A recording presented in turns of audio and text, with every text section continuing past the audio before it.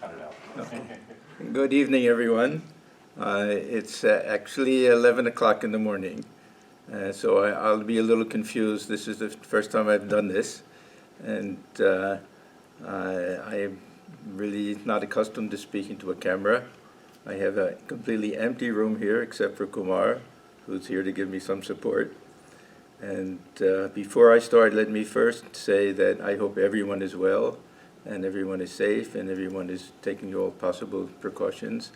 And of course, we pray to Thakur Maha Swamiji that all of this will be over soon and everything can go back to normal.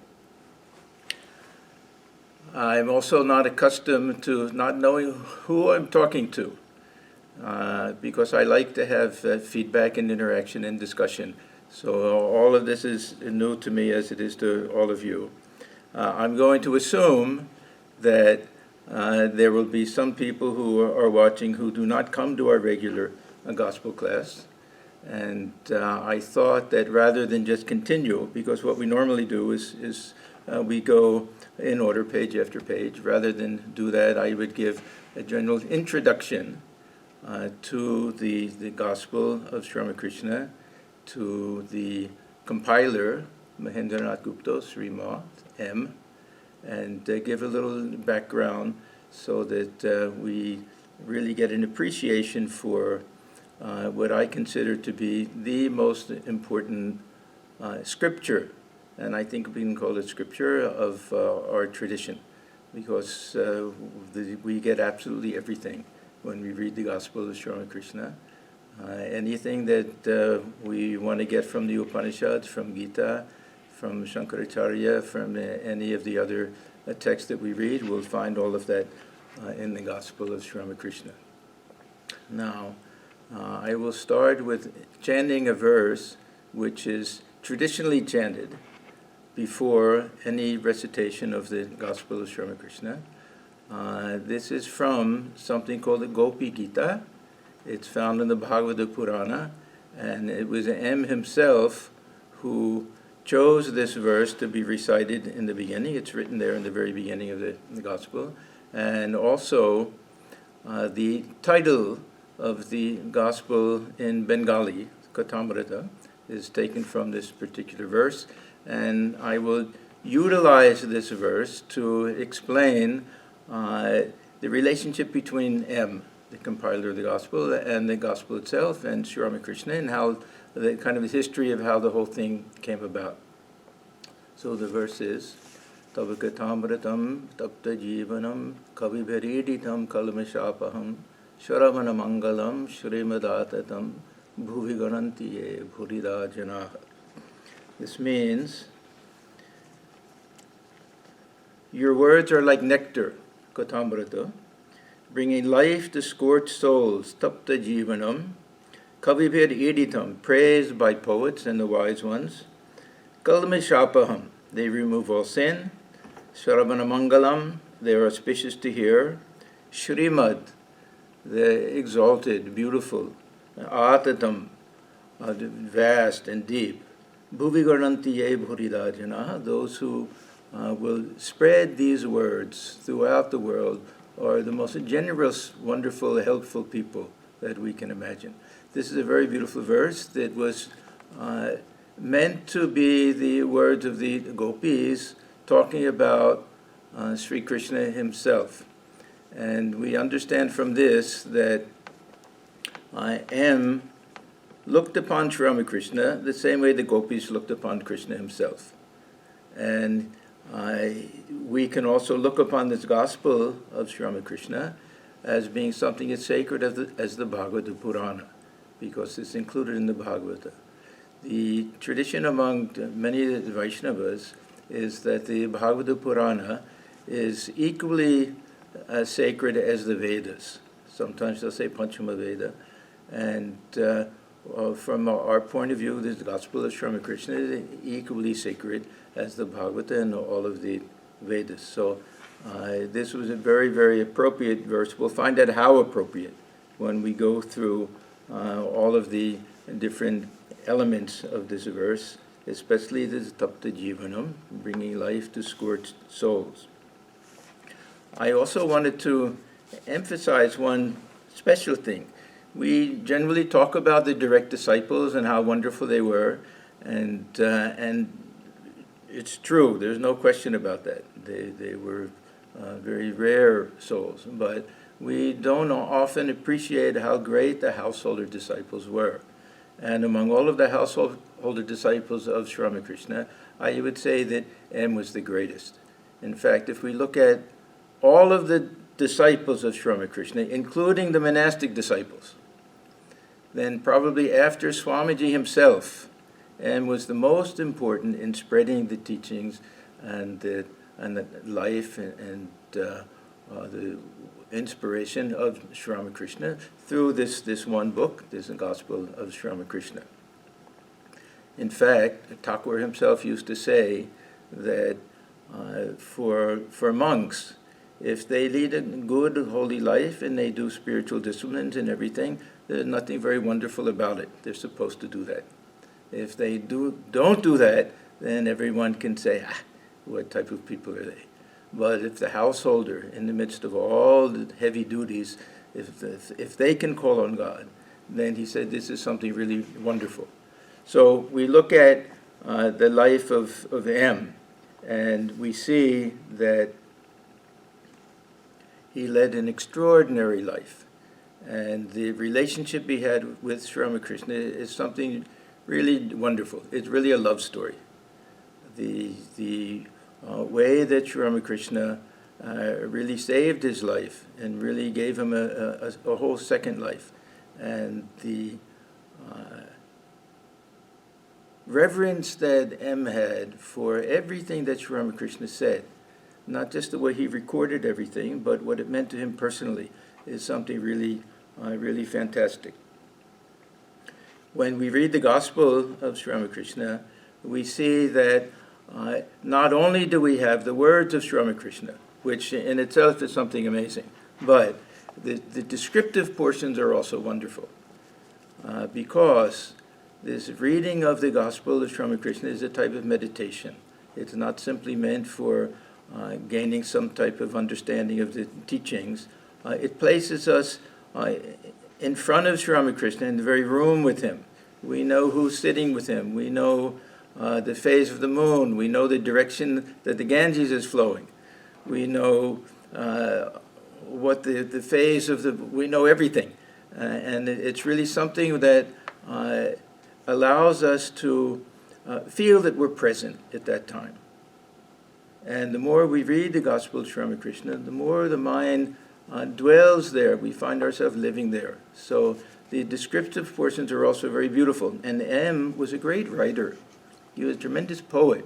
When we read the descriptive portions, highly Sanskritic, and we see them contrasted to the very simple village language of Sri Ramakrishna, that contrast is so beautiful and wonderful that really there's no end to the praise that M got deservedly for the way he composed this.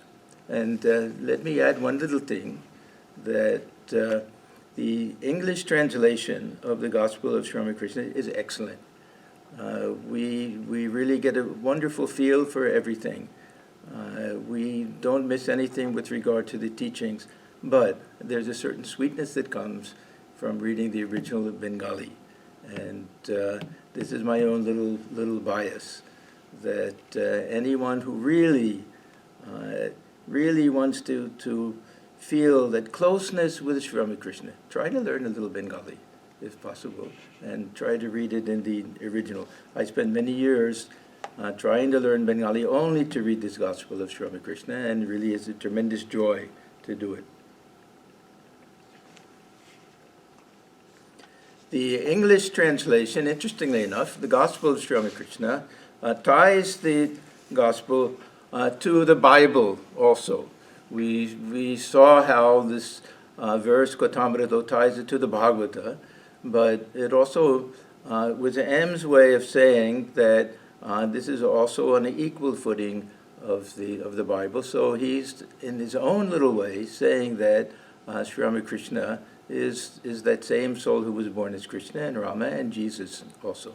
because the title, the Gospel of Sri Ramakrishna in English, isn't simply the title that Swami Atmajnanananda gave. He was the translator, but this is something that M had as the original title, and I'll get to how this was first published by M, which was actually in English. But let's start with Tapta Jivanam. This means that people in the world are being scorched by all sorts of difficulties and problems. In M's life, they were mostly family problems. And Jivanam means really restoring the soul, bringing back that life to people who are being scorched in the world. And this is something that had very, very personal relevance in the life of M. So I want to go through a little bit of the life story. M. Mahendranath Gupta was born on July 14th, 1854. He was very devoted to his parents, especially his mother.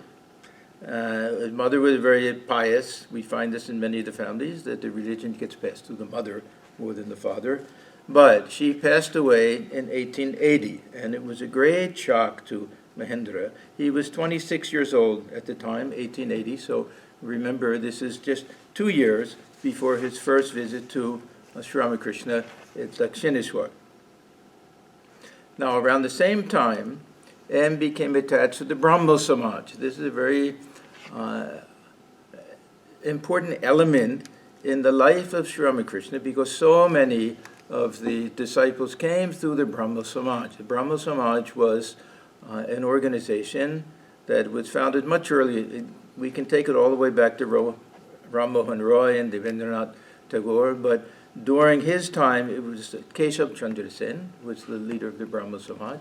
He was a brilliant speaker.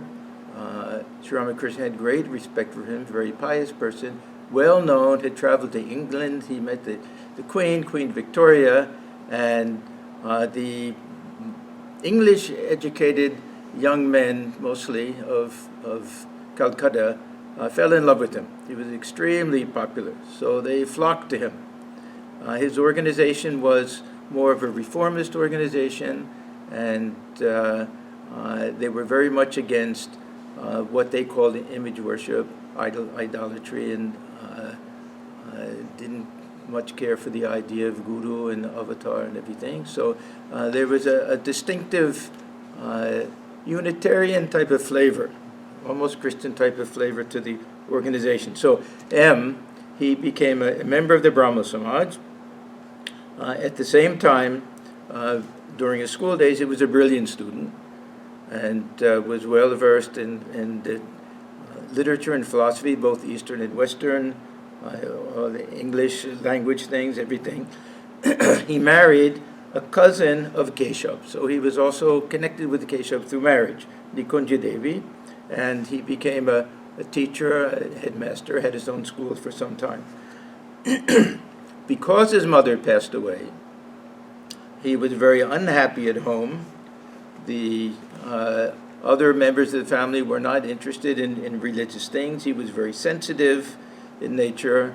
As a school teacher, he didn't earn much money, so he was always being pressed to make some more money. By this time, he already had 4 children, 3 sons and 1 daughter, and reached the point where he felt that he simply couldn't live anymore at home the way things were in that situation. So decided that he would have a secret plan where he and his wife would leave at night and they would go and live in some other place. So she had a sister who lived in Baranagar. He left earlier, and she was secretly to meet him later. They hired a horse carriage, and they got as far as Shambazar. And there was some mishap. The carriage fell, one of the wheels broke, and they had to get down. It was already late at night, and they had nowhere to go. So M had an acquaintance who lived not far from there. So he went there, and showing up in the late night, he got a very bad reception, and this just made his mood even worse. Somehow he stayed with somebody somewhere, and they went and got a different carriage. Eventually he got to his wife's sister's house, This was the house of Ishan Kopiraj, who happened to be also one of Sri Ramakrishna's doctors. Where Nikunja Devi was, we're not sure. If she was at a friend's house, but in any case, M got there. He was exhausted. He was very downhearted, and later he admitted that he really contemplated suicide. He was in such a state of mind that he was ready to take his own life. Fortunately, he didn't that night. The next day, his nephew, Shidhu, could see that his uncle was very unhappy, and he thought, let me try to cheer him up. He said, "Uncle, there are some beautiful places nearby. There are some gardens, some nice temples. There's even a beautiful temple garden with a Paramahamsa there. Would you like to go?" So M said yes, that this was exactly what he needed.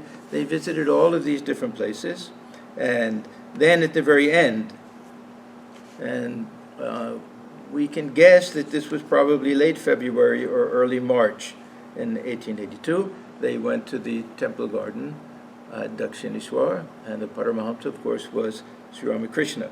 And this will be the very first entry we get in the Gospel of Sri Ramakrishna. After this, and was very, very particular to note the date of everything and the time of everything and all the other details. But because of his frame of mind, and probably because he had no idea it would be so significant in his life, we don't know the exact date that he was there for that very first visit. But the impression that this left on M's mind was indelible. In fact, we really don't have words, because it was life-changing for him, and really saving his life. And the change that took place when M walked into that room lasted a whole lifetime. We almost have to assume that this was no chance meeting, that later when we look back, we see that he was one of the main Leela Sahajaras, one of the main companions in this divine play of Sri Ramakrishna. Anyhow, they got to the temple, they visited all of the rose gardens, and was very charmed. It was still a relatively new temple and a very beautiful place. Once they got in, they went straight to Sri Ramakrishna's room, and they looked in from the veranda. The door would have been open, so they looked in, and they saw Sri Ramakrishna. Generally, he would sit on the small cot. There are two cots in his room. He would sleep on the big one. He would sit in the small cot, and he was speaking to a room full of devotees. And it was dusk. This means that as soon as he walked in the room, he would hear all of the conch shells blowing and the gongs going, the bells ringing, arati going on at all of the temples. So we can imagine this tremendous mood and atmosphere. So we have in M's own words, this is describing his first visit. And remember that M never refers to himself in the first person, always third person, M, as if he's writing about somebody else. He didn't want to intrude. He didn't want to place himself in the forefront of anything. So he writes, they, referring to him and his nephew, they arrived at the main gate and went straight to Sri Ramakrishna's room. And there they found him seated on a wooden couch facing the east. With a smile on his face, he was talking of God. The room was full of people, all seated on the floor, drinking in his words in deep silence. M stood there speechless and looked on. It was as if he were standing where all the holy places met, and as if Shukadeva himself were speaking the word of God, or as if Sri Chaitanya were singing the names and glories of the Lord in Puri. So this was M's first visit. The Shidhu, we don't hear about him after that. We don't know if he ever was inclined or went to see Sri Ramakrishna after that, but he fulfilled his role. So this is the whole idea of Leela. Everybody has a little part to play. So M immediately felt that he had reached some divine space, but Sri Ramakrishna also, when he saw M, he recognized him as someone with tremendous spiritual potential and someone who belonged to him. Sri Ramakrishna had that power.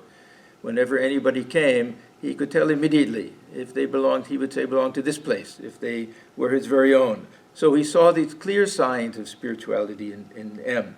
So for M, this was really the main turning point of his life, and really salvation for him. Other than this, we don't know if he would have committed suicide, actually, or not. But he himself always felt that Thakur not only gave him a spiritual life, but gave him his life itself. Now, this difficulty that M had went throughout his life. His difficulty with adjusting with his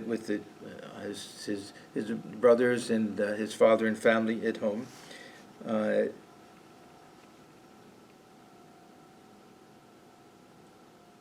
We read in the Gospel that he moved back with his father on March 11th, 1882. This is around the 5th visit, because Sri Ramakrishna kept telling him, it'll be more convenient, go back, you won't have to worry about finding a new place and paying rent and all of those things. You'll be able to pursue your spiritual life, and good to have a good relationship with your father. So we encouraged him very much.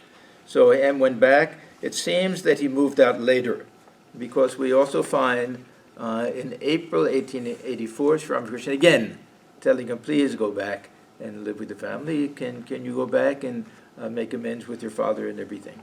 So he did it again. Later, he purchased a school called the Morton Institution, and very often he lived there.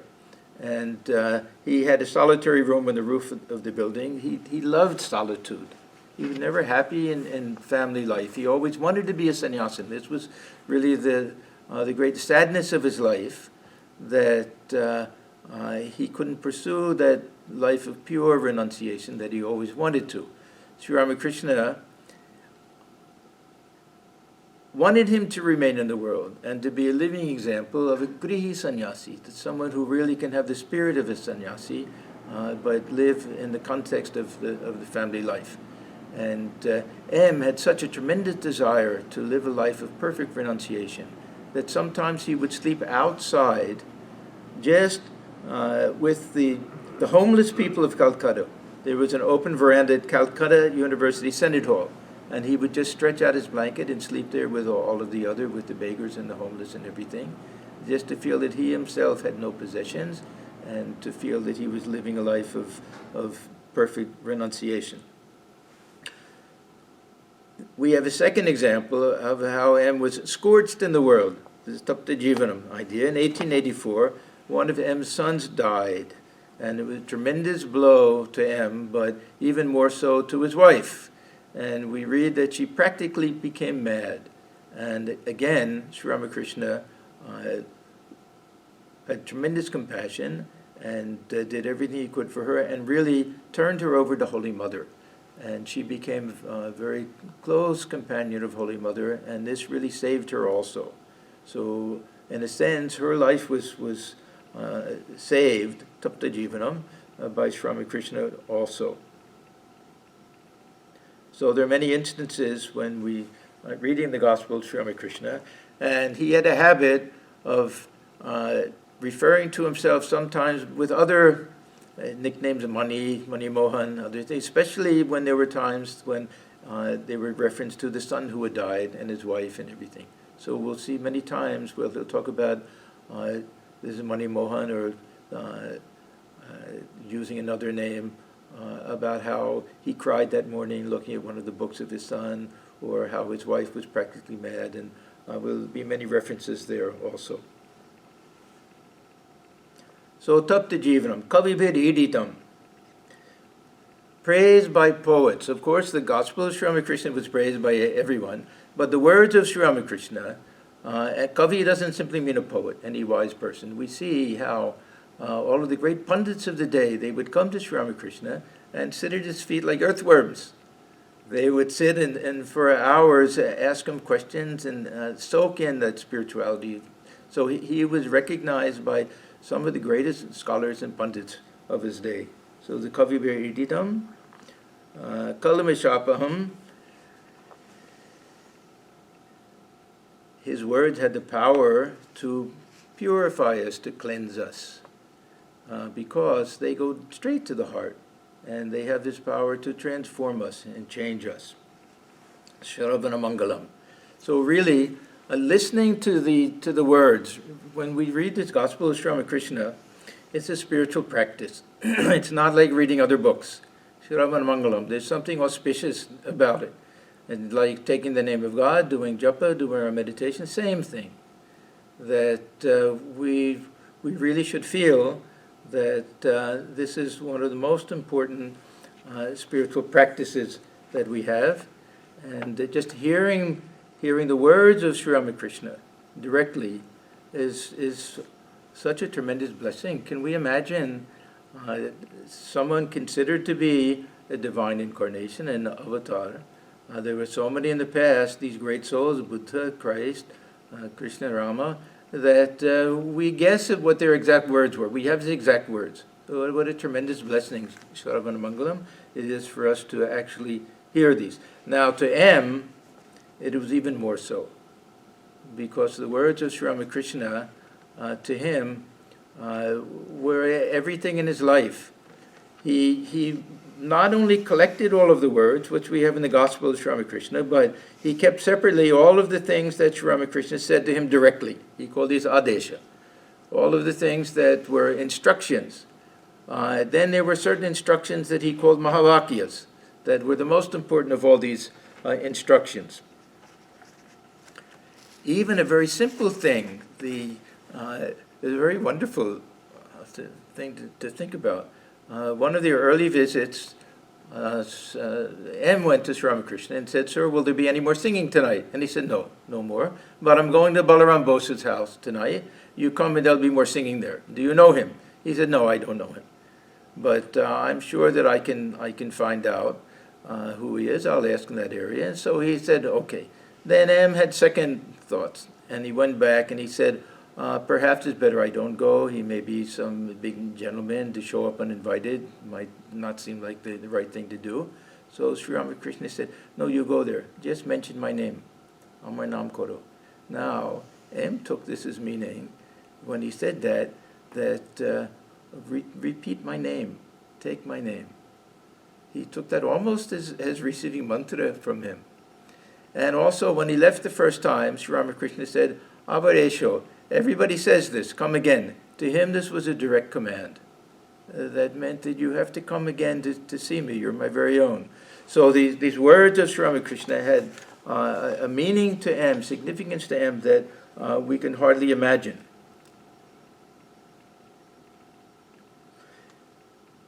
Whenever anybody went to M, he would only talk about Sri Ramakrishna.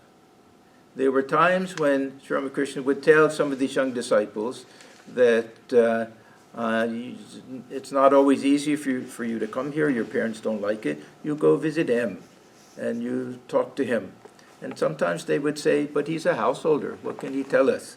And Sri Ramakrishna used to say that he'll only repeat what he's heard here. So you only get those words from him. And M himself used to say, "I am an insignificant person, but I live by the side of an ocean and keep with me a few pitchers of seawater. When a visitor comes, I entertain him with that. What else can I speak but his words?" So these words for M were also Shrimad.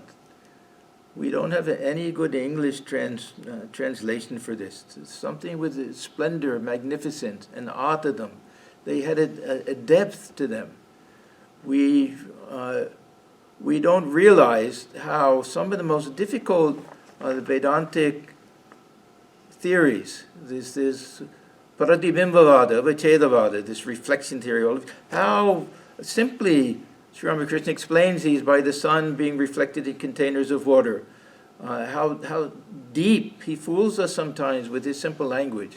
The depth of his intelligence and understanding, how he was able to reconcile and harmonize all the different schools of Vedanta and different religions is something really amazing. This atadam, this vastness of his mind is something really wonderful. And then bhuvi garnantiye bhuridajana, those who will spread these teachings, spread the words of Sri Ramakrishna in this case, are really the most generous people in the world. Now, this is something that M fully believed, but in the very beginning, he was very reticent about sharing any of this. He was very hesitant to let others know, even that he was writing something. We read towards the end of the Gospel, Girish Ghosh went to M and said, I hear that you're writing something about Sri Ramakrishna. Will you show it to me? And M said, no, I'm doing it just for myself. I won't show it to anybody. Perhaps after I die, you'll get to see it. But we find out later that, of course, M changed his mind and that M was born for that job. This whole idea of Lila is very fascinating, that everybody has their role to play. And this was really M's role. He was the one who was born to record this. And Sri Ramakrishna, who was the least calculating person in the world, and the last person to think about his legacy or spreading his message or anything, intuitively knew that this was meant for M. And we see so many times, they'll have a conversation, and then Sri Ramakrishna will say, did you understand? And we'll say yes. And then he'll say, repeat it back to me. And we'll do it. Sometimes he'll even make a slight correction here and there. And M had a fantastic memory, even from his childhood. He could remember anything. He had a photographic memory. That's how he could recreate the situation in the room and everything. So there are different times when we see others who started to do the same thing. Tarak, Swami Shivananda, Kali, Swami Abhedananda, that Sri Ramakrishna saw that they were listening very carefully or jotting something down. He said, what are you doing? And they said, oh, we thought we would maybe take some notes or something. He said, no, this is not for you. That meant that the M was already chalked out to do that job. Sometimes we find that if there was a very interesting conversation going on in the room, Sri Ramakrishna would and M wasn't there, would send somebody out and say, oh, tell M to come. There's an interesting thing going on here now. And Swami Shivananda said, we didn't understand at the time why he did that, why he wanted M to be present during all of these conversations. He said, now we understand.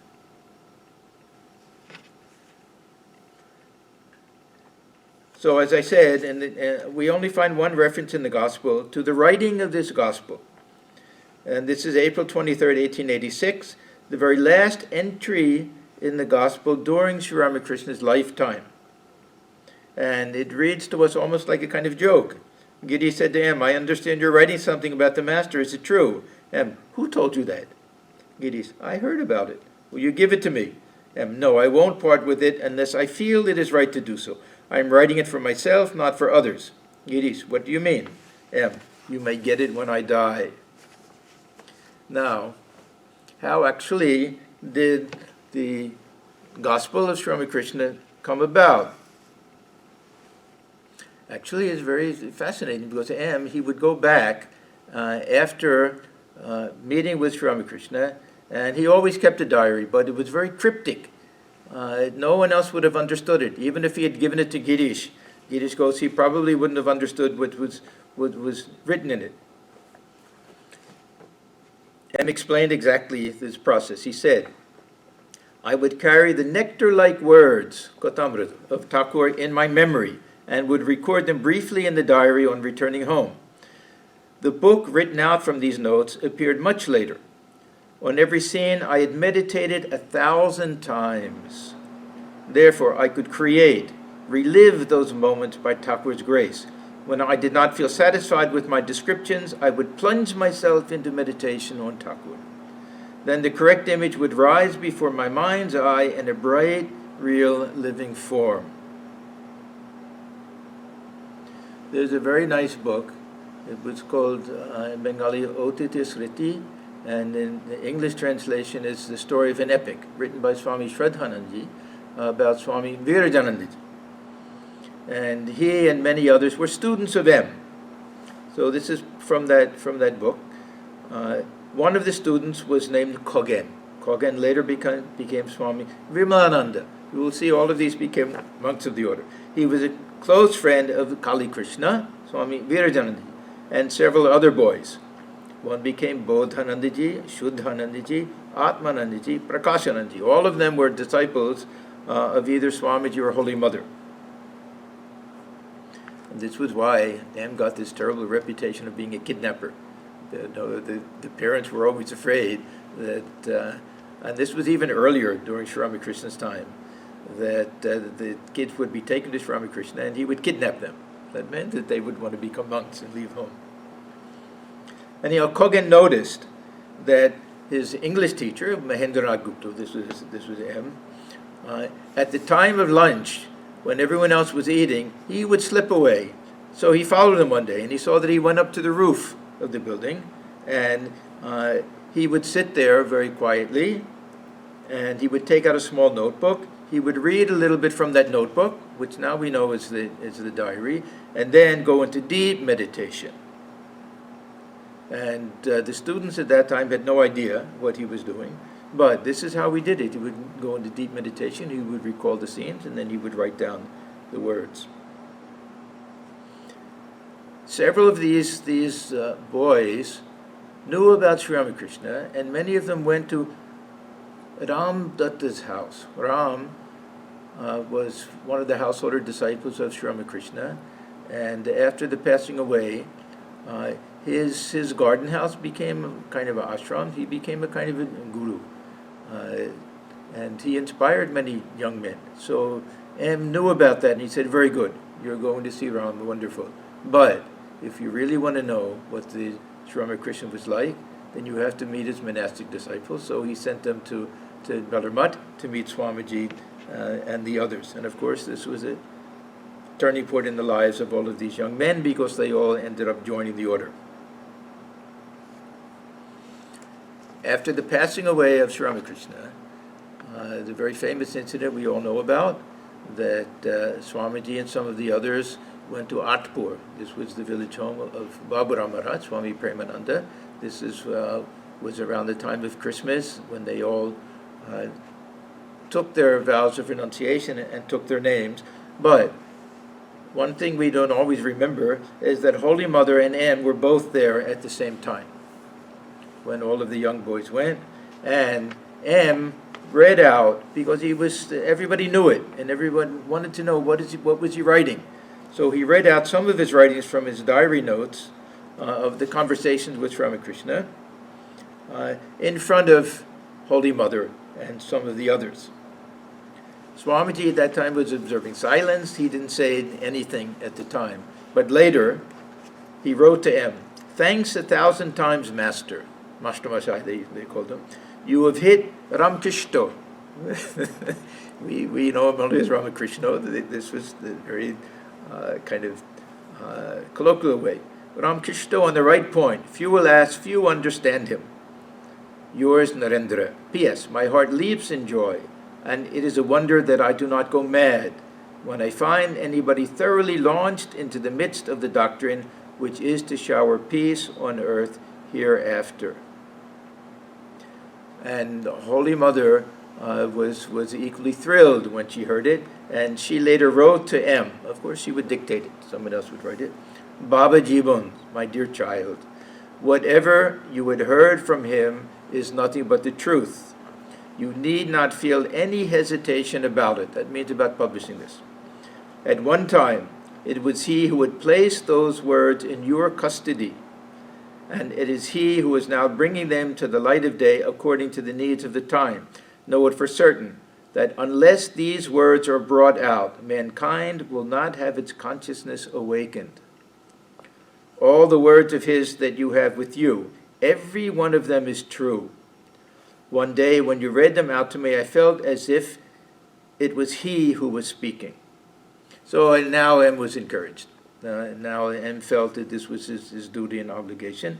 So he started out writing from his cryptic notes, but he did it in English. Somehow there was still a feeling in those days for something to be really accepted, and because it was under the British Raj and everything, it should be in English. And there was an English-speaking magazine of the order in those days called the Brahmavadan. It was one of the first publications of the order in Madras. And in October 15th, 1897, we find an entry called "Leaves from the Gospel of Sri Ramakrishna." So M used this term, Gospel of Sri Ramakrishna.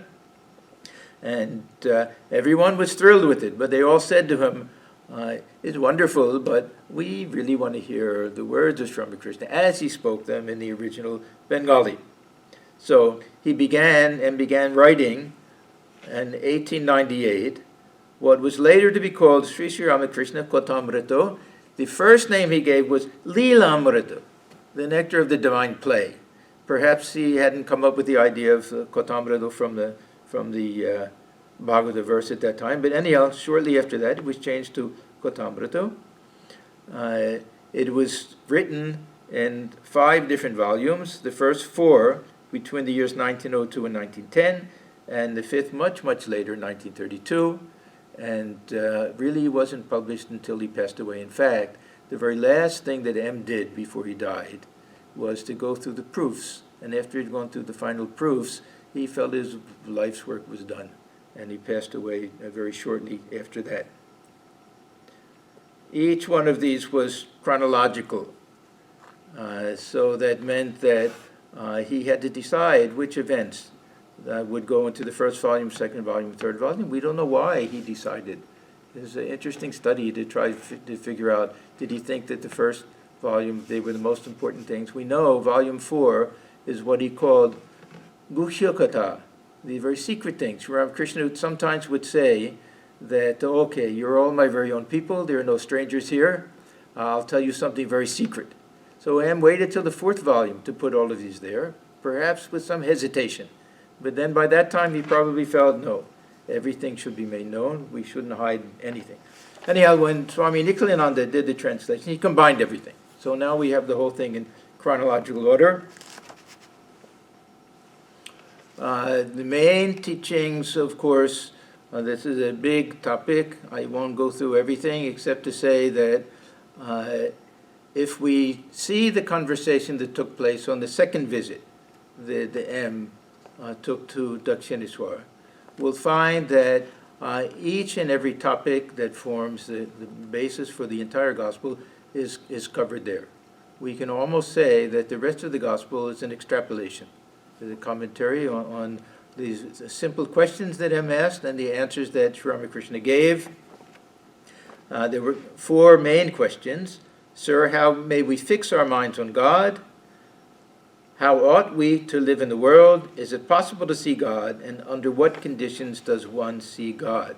And the answers to these give us our Raja Yoga, Karma Yoga, Jnana Yoga, and Bhakti Yoga. Now, you'll forgive me, I'll speak a little bit about my personal experience, because the Gospel of Sri Ramakrishna, in my own small way, really, I think, changed my life more than anything else. And I've been reading it and studying it for now 48 years. And it's become a regular part of my spiritual practice. And now we read in the morning and evening. I always read it at night. And in the beginning, I would read it for hours on end. I only had the condensed version. I would go through it so fast that, of course, I had to buy the big one. And then I had to learn Bengali to be able to read it. But I found this to be the most important thing in my spiritual life. This was the best type of holy company that I could possibly have. And I could relate to it so much because I also had that rare privilege of discovering Sri Ramakrishna's room and going there, even before I read the Gospel, just at the same time that M went. I remember getting off the boat and hearing the conch shells and the bells ringing and everything, and going into Sri Ramakrishna's room. And just the power of entering his room is something that is unforgettable and life-changing. So I can bear witness to the fact that there's magic in this book, and that the more one reads it, the more one gets purified, and the more inspiration comes, and the more the mind dwells there, until we find that the mind is living in Dakshineswar with Sri Ramakrishna. Of course, there are many incidents in Kashipur and Shambhagur, but mostly Sri Ramakrishna, that period where he lived in Dakshineswar. So I really feel that this book should be read as a meditation. It should be looked upon as a very sacred scripture. The study of it is something that's not an academic study. We do it as much for inspiration as we do for the beautiful, subtle teachings that we get from it. So I'm going to stop here. And what we normally do in this class is we just go through, this is actually the second time we're going through it. If we continue with the same type of format, which it looks like we'll have to do for some time, we'll begin with chapter 12. This is what we're up to, the festival at Banihat. And I'll see, our Swami C is very good at all these things. He knows some Zoom technique, something that when we do it next time, perhaps we can do it with some interactive type of thing where I can get some feedback, you can ask questions and everything. But for now, we'll stop here. There's also a traditional closing chant at the end of the reading of the Gospel, which I will do now. Om Niranjanam Nityamanantarupam Bhaktanukam Bhatur Vikramai Yeshavataram Parameshamidhyam Tam Ramakrishnam Shirasa Namama.